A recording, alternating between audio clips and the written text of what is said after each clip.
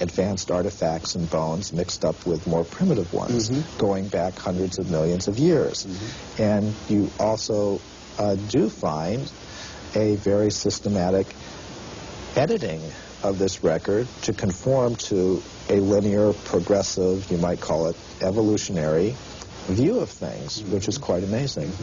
Of course, if we have this sort of cyclical picture, circular picture of things, much of conventional science will need to be readjusted, and naturally, I suppose it's only fair to say that Vedantic thought has many other ideas about the nature of time and space, the nature of spiritual dimensions. I believe that your view of things would be that rather than say that humanity evolved from simple celled creatures, that in some sense we rather descended from spiritual planes. Yes, and this is a matter that...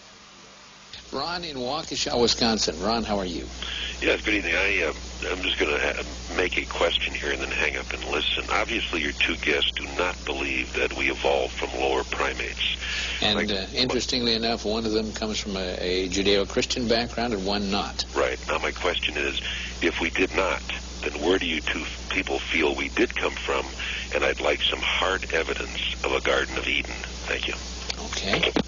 Actually, this is the subject matter of the next book that Richard Thompson and I are working on. We call it Human Devolution because from the evidence that we can see, it appears that if our origin is not on this planet, we did not evolve from apes on this planet. We come from a higher spiritual dimension of reality.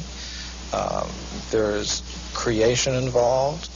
We have a relation with a supreme spiritual being, and that is what the actual evidence suggests. Now, to make a scientific case for that, we have to, first of all, show that there is more to reality. There is more to the human essence than just atoms, just chemistry.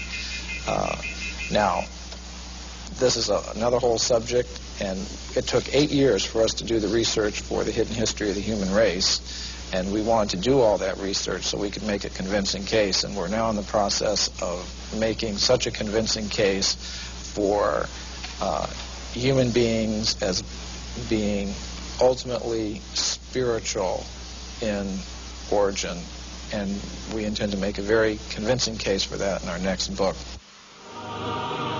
All the evidence suggests that human beings, as we know them, did not originate on this planet, but have come to this Earth from other dimensions.